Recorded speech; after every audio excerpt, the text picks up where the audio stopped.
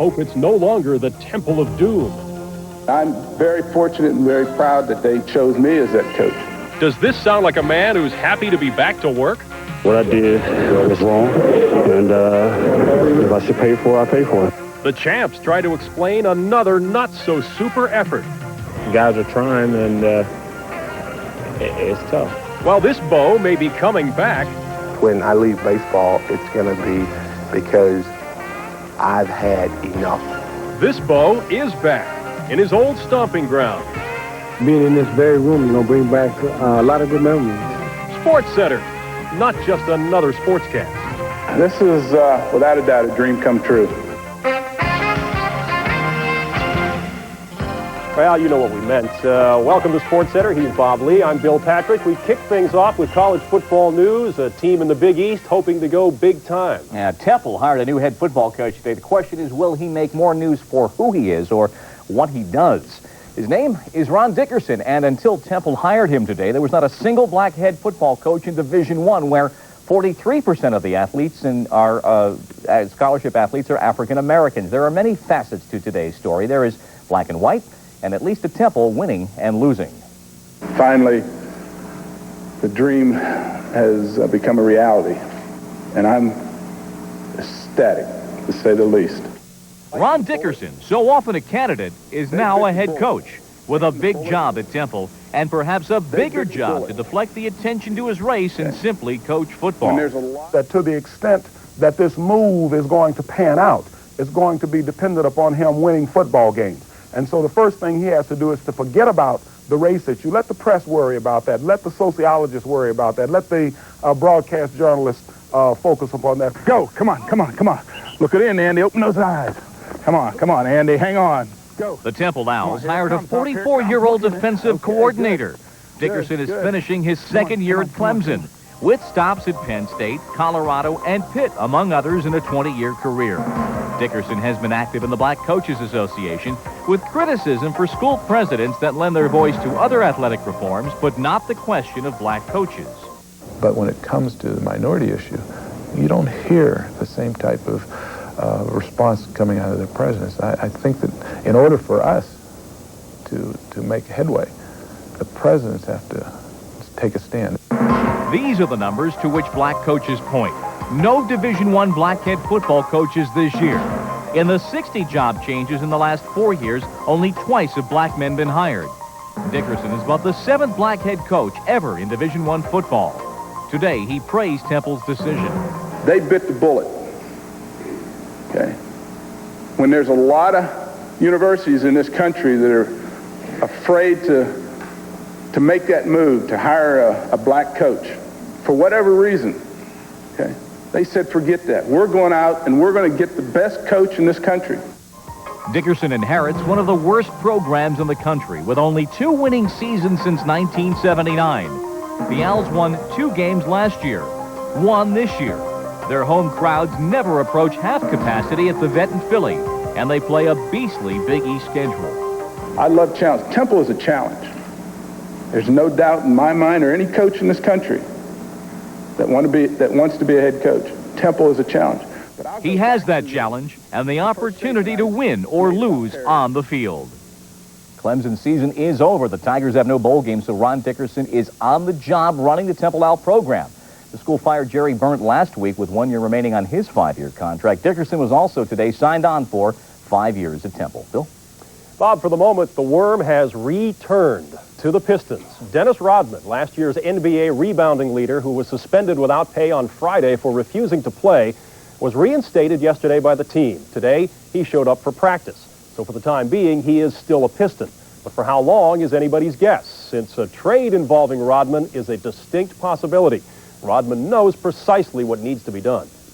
I knew I had to come out here and do a job. I had to come out here and make some of the guys work, make myself work, make myself come back out here and get aggressive, get the emotion back, get the feeling back. He's a Piston. You know, he's put a lot of hard work in, and he deserves to wear the Piston uniform. So I would hope the fans would give him another chance to win him over as opposed to getting down on him and all the other things, because that's not necessary.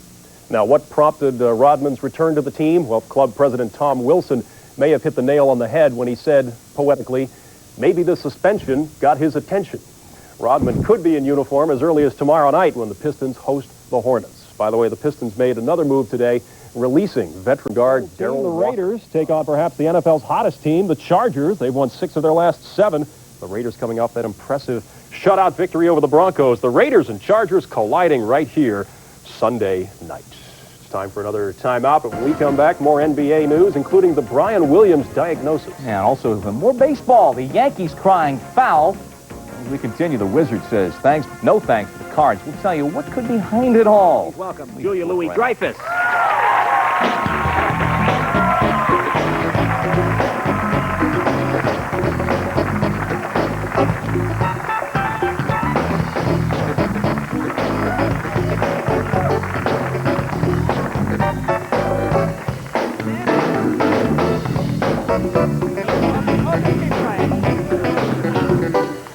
I wanted to keep standing. This woman was a mom like 3 months ago. Look at that. Huh? Thank you. She looked great. Boy, you show business moms on the phone have the baby back to work the next day. Listen, it was just cheese pizza. That's all I ate. Oh, really? That cheese Really? Oh, you watch that with a new interest now. Yeah, that's right. That and the cheese sandwiches. Well, congratulations on the new baby. This is very exciting. Yeah. Thanks a lot. Yeah, it's very exciting. Are you getting any sleep? Because I know you got to get up early to do the show. Oh, God, no. No? Oh, no, I'm so tired. Yeah. I was wondering if it would be okay if I took a nap right now. Sure, just doze off. Sure. I'm zonked, absolutely zonked. It's incredible. Having a baby is an extraordinary experience, right? You hear that, right? But you don't know it until you do it, and that's the truth. And I never knew what sleep deprivation was. Hey, don't get mad at me, lady. Hey, take it easy. Look, I didn't do nothing. Yell at your husband. He's the one that did it to you, not me. I'm sorry. I don't mean to be hostile. Yeah, gee, I guess you didn't get any sleep, no, huh? I'm so tired. But I'll tell you something. The other night, I had a little boy, and his name is Henry, and the other night, he was up for, I don't know what, the 17th, 18th time in the middle of the night. And I was nursed him, and then I put him on my shoulder, to burp him, and I go, "There you go, Emily." I did, I swear to God. I don't know an Emily. Right. If he had been a girl, his name wasn't going to be Emily. Right. I mean, it was just, it was like... It's called losing your mind. Exactly. And then I have him up my shoulder, and I'm going to burp him, and it's 3:30 in the morning, I'm going like this, and I start going like this. And for 30 seconds, I'm burping my leg. Okay. Now, where is your husband, Brad? Now, isn't he in on he's this? asleep. Is he just sound asleep? Sure, yeah. I guess the lion has done his part. He's off to the den again. No, he's great. He goes, he gets the baby, brings the baby to me, and and then you do all the work. Here you go, honey. And then, well, what can he do? He can't nurse the baby. Now, you're on, well, that's true. Yeah. It's true. Yeah. I don't know if you know about anatomy. I'm not really filled in on a lot of it, no. Really? But I know you're on a show. Now, I know Seinfeld knows nothing about children or any of that. And it's all guys on this show. How do they relate to your sort of... do you bring the baby to the set? Yes, I do. I have a nursery on the set, which is nice. And I bring the baby, and a lot of things go along with the baby, I mean, the obvious, the stroller, the et cetera. And I bring a lactation pump with me, and they have no idea what that is. In fact, one of them thought it was a gun when I first came in. Oh, I see. I used to use one of those to change the oil when you drain the car. Do you get a lot? Do the fans of the show ask you about the baby? Do people excited? Yeah, you get mail? I got mail about Lucy it. Having babies. Yeah, it's very exciting. As a matter of fact, when I was in labor, and I was in a very, how can I say this delicately? I was in a very prone position, and one of the nurses walks in, and she looks at me in the prone position that I was in, and she says, "Oh, it's Elaine from Seinfeld." And I thought, "Oh, thank you very much. Can I have some morphine, please?" Now, last week's episode caused a bit of a stir, didn't it? Episode? It was about a very racy subject. Yes, it was, but for prime time. Yeah. In fact, well, what can I tell you? It was a very dirty show, handled quite well. Handled delicately. Very delicately. In a fun way. Loving look at whether you hit dirty right away. Look at Woods. Look at the evil horns go up. Unfair. Dirty, what's dirty? What? That's so unfair. I was still trying to figure out how you get the oil out of your car with a lactation pump. But what was the show about for those of us who were in labor last week and didn't get a chance to... The show was about A personal form of self-expression, self-gratification. best done alone. I saw the show. I'm just thought maybe some of your audience members might want to know what the secret is. Okay, that you're tiptoeing around about. Yeah. Well, the show was about masturbation. I don't know how. Oh, I see. That was the show. I'm the syntax police here. I'm the syntax police. Police. Just make sure you say it as you mean it. Well, I'm surprised you got it past our NBC corporate honchos. Yeah, well, we don't actually use the very word. You never use the word? Never used it. No, just euphemism. So it worked out. Yeah. That sounds almost as dirty, euphemism. I know. Yeah. Did I say it correctly? No, that was good. Okay. Now we have a clip here from Seinfeld. Oh, we do? Yes, we do. Is this for tomorrow night show? Yes, for tomorrow night show. Let me put our monitor up here. Fabulous. Isn't that something? Yeah. Okay, this is from Seinfeld. Does he need a setup? No, this is, Jerry and I are flying back from St. Louis to New York. Oh, he told me about this. He said he was going to do a show about every nightmare thing that happens when you travel. Is this the one? Yeah, he's in first class, and I'm in coach. Oh, let's take a look. Excuse me, I didn't get a meal. Are you sure? Yes, I'm sure. I would know if a tray of food had been served to me. Would you? Yes. Well, the only meal left is a kosher meal. A kosher meal? I don't want a kosher meal. I don't even know what a kosher meal is. I think it means when a rabbi has inspected it or something. No, it all had to do with the way they killed the pig.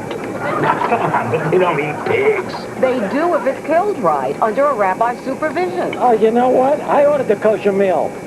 Then why didn't you take it? I ordered it 6 weeks ago. I forgot. You're eating my food! He goes down.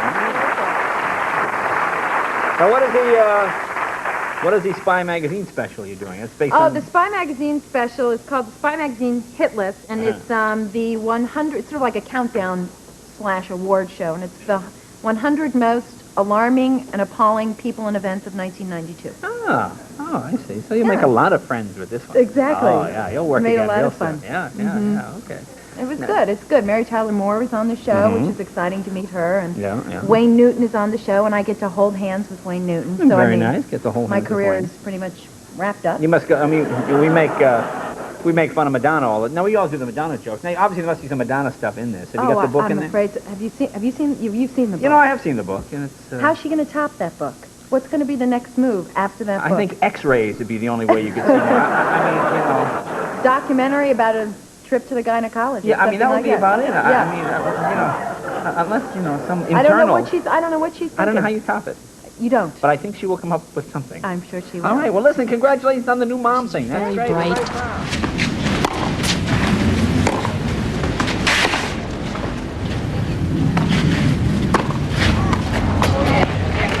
Very proud.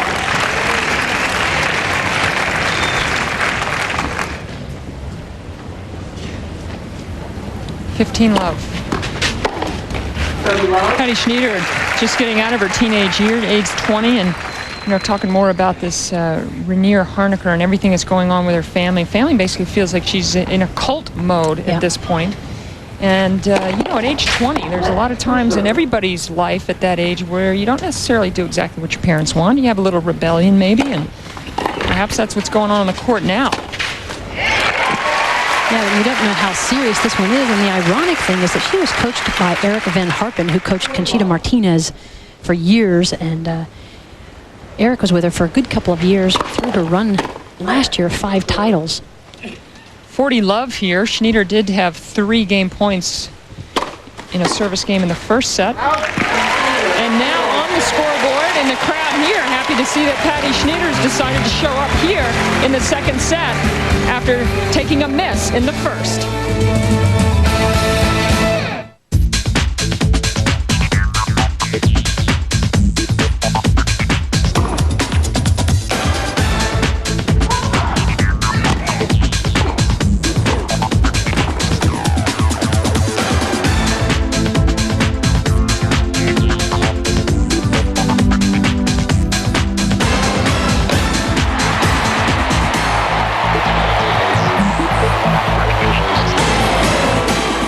Because Patty Schnieder really isn't taking any break at all. She's just going to her chair, quick little towel off, and walking straight to the other side. Kornikova still sitting down, but Kornikova's rushing a little bit as well.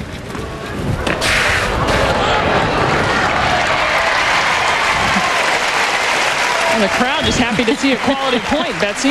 And that may be the first, possibly the second quality point Schneider's played in this match. She served a couple of aces, but this might be the first point she's actually scrambled a little bit for, worked the point around. And we might show that replay about 10 more times.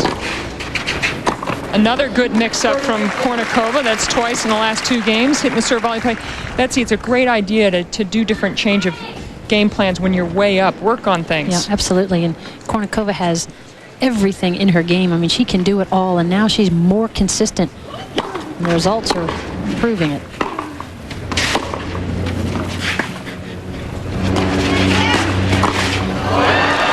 Waiting for Patty Schneider, Anna Kornikova, and waiting for a victory, it seems. Just a game and a half away. And Kornikova playing one of her favorite shots, and this time she actually gets set, plays it pretty well, a little bit high over the net. Schneider's quick. I mean, she gets there in plenty of time, plays it right back to Kornikova, who's ready for the volley. A couple of game points here for Kornikova to stretch her lead to 6-love 5-1.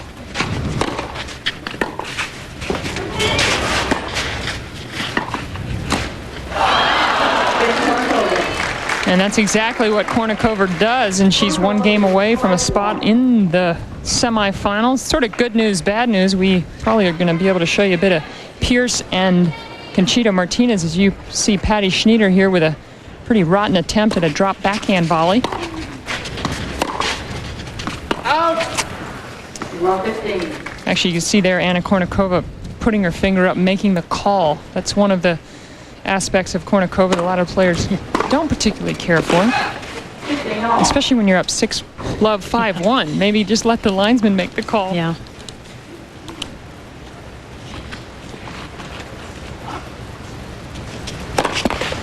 Mentioned that Conchita Martinez Mary Pierce match. That is a rematch of last year's final, so stay tuned for that one.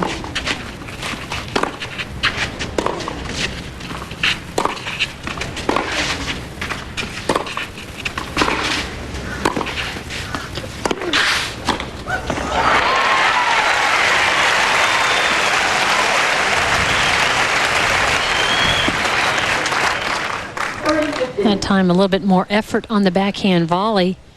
You know, she can do it all, but boy, we're not seeing it today. Thanks to a pretty good first serve, 2 more game points. Patty Schneider's 3rd time on her service game. She's had game points, been able to hold only once. Of course, has not broken serve.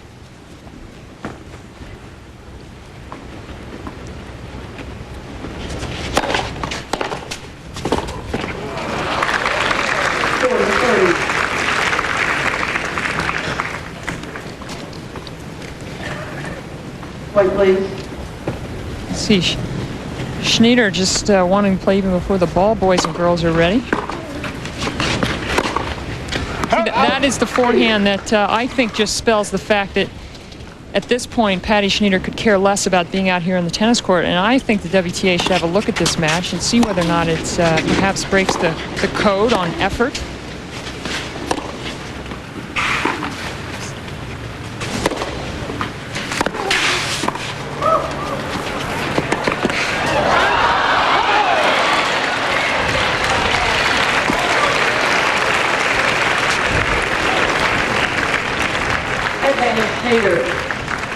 That one just missing, and what's frustrating is, I mean, Schneider doesn't even want to win the point. She's got herself an ad to stay alive in this match.